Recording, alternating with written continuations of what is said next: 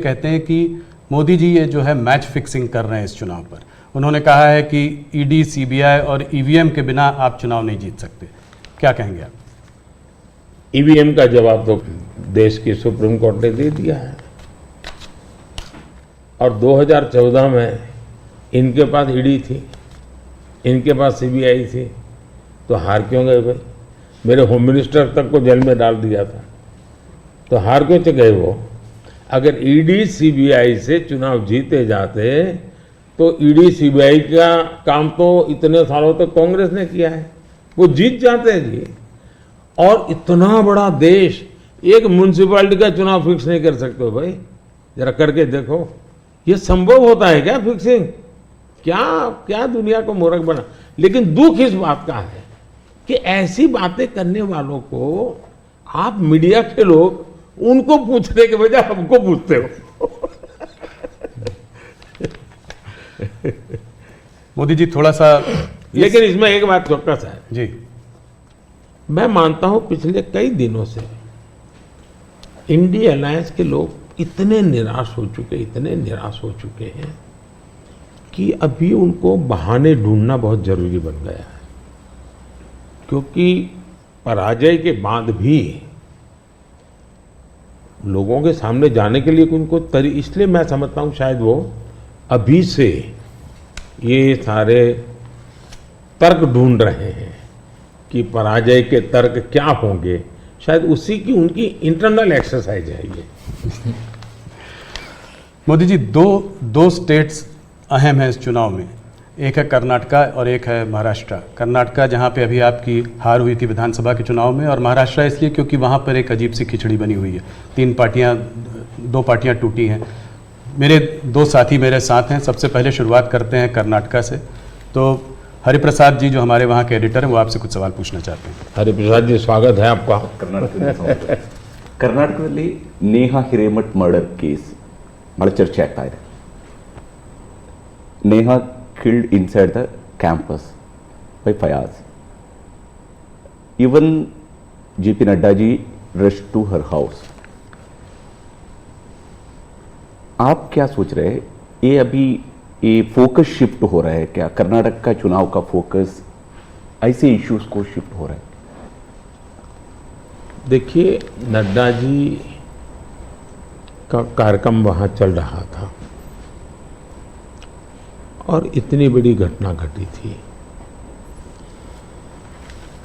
और ऐसी चीज़ों में हमें वो किस दल के थे, वो कांग्रेस के थे, उसकी बेटी की हत्या हो गई तो हमारा क्या, ये हमारे संस्कार नहीं है, न ही हमारी सोच है, और एक मानवीय संवेदना का विषय है। और मैं मानता हूँ कि अच्छा हुआ अध्यक्ष जी ने इतनी चुनाव की आपाधापी में भी उनके सांत्वना देने का प्रयास किया है। ये पूरी तरह मानवीय व्यवहार है। मैं भी मैं बताता हूँ कि शायद कौन सा चुनाव है मुझे याद नहीं है, लेकिन राहुल जी का कहीं पर हवाई जहाज में कुछ गड़बड़ हुआ तो मुझे पता चला, तो मैंने तुरंत उनको फ़ोन किया। मैंने कहा भाई आपको कुछ दिक्कत हुई है, क्या हुआ है? ये हमारा कर्तव्य बनता है। मैं गुजरात का मुख्यमंत्री था और दमन में मैडम सोनिया जी, फिर हमारे अहमद पटेल साहब, वो सारे लोग, उनका हेलीकॉप्टर एकदम से क्रैश कर गया। मुझे पता चला, मैंने तुरंत फ़ोन किया। मैंने कहा मैं यहाँ से आपको एयर एम्बुलेंस भेजता हूँ। तो अहमद ने मुझे कहा नहीं, अभी बिल्कुल हम लोग सलामत है, ये बात ठीक है, हेलीकॉप्टर को नुकसान हुआ है लेकिन हमें कुछ तकलीफ नहीं हुई है। एक बार सोनिया जी काशी गई थी इलेक्शन कैंपेन में, और वहाँ उनको तबीयत एकदम ख़राब हो गई, तो मैंने तुरंत यहाँ से सबको भेजा। मैंने कहा भाई देखो क्या मामला है, या तो हवाई जहाज दो उनको। तो ये एक तो मेरे संस्कार भी हैं, और मैं मानता हूँ कि ये राजनीति से परे होते हैं चीज़ें। तो मेरे लिए किसी भी परिवार में आपत्ति आ जाए, ये हमारा राजनीति से ऊपर उठ करके ही व्यवहार होना चाहिए जी। Regarding the guarantee schemes, in Karnataka, Congress promised 5 guarantees, and they, after coming to power, they delivered that one. They, as per their promise, they are delivering that one. Now, whereas in BJP is more, in the last election, you lost there, only 66 seats you were able to win there, BJP able to win there. Now again, Yediyurappa जी का leadership और उसका बेटा का leadership में ज़्यादा focus हो रहा है. इसका वजह से थोड़ा सा बीजेपी के अंदर भी कुछ लोग नाराज भी है उधर. वो एक्चुअली आपका मन में कर्नाटक में अभी बीजेपी कितना सीट जीत सकते हैं, क्या है आपका? नंबर 1, यस, कर्नाटका की जनता पश्चाताप कर रही है कि हमने इतनी बड़ी गलती कर दी, इनको बिठा दिया. तो जन समर्थन हमारा कम नहीं हुआ है, जन समर्थन हमारा बढ़ा है. लेकिन इन्होंने इतने ही कम समय में सीएम कौन, अभी भी वो बात सेटल नहीं हुई है. शपथ हुआ है सीएम का, लेकिन सेटल नहीं हुआ है. अपने आप को सीएम मानने वाले लोग बहुत है उसमें. आप कानून व्यवस्था देखिए, चरमरा गई है, बम ब्लास्ट हो रहे हैं, हत्याएं हो रही हैं. आर्थिक स्थिति पूरी तरह कंगालियत की स्थिति में है. वादे तो बड़े बड़े कर दिए उन्होंने, और फिर टैग लगाए, ऐसा होगा तो ये मिलेगा, वैसा होगा तो नहीं मिलेगा. मतलब आप जनता के साथ धोखा भी कर रहे हो.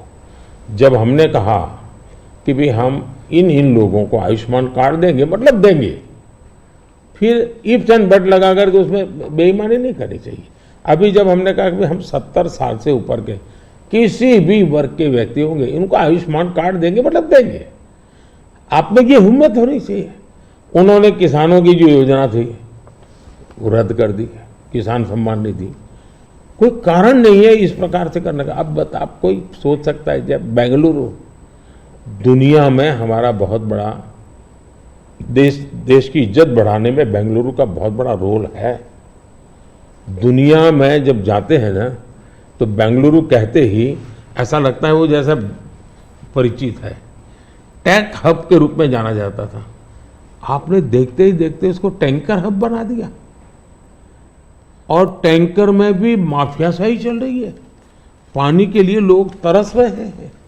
अगर ये जो हालत उन्होंने कर दी है, अब युवाओं के स्कॉलरशिप आपने संख्या भी कर दी, अमाउंट भी कम कर दी.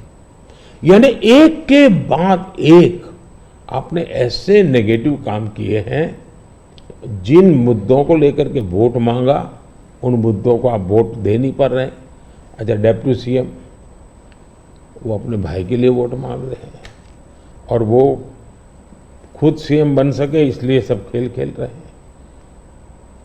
वो सीएम से हटे इसके लिए भी खेल खेले जा रहे हैं. जहां तक भारतीय जनता पार्टी का सवाल है, हम टीम स्पिरिट से काम करने वाले लोग हैं. भले मेरी टीम ने मोदी को आगे किया, लेकिन मेरी पूरी टीम काम कर रही है जी. उसी प्रकार से येडियुरप्पा जी हमारे वरिष्ठ नेता हैं, लेकिन काम पूरी टीम कर रही है, और टीम मेहनत करती है, लोगों को विश्वास भी है, और हम आगे बढ़ रहे हैं.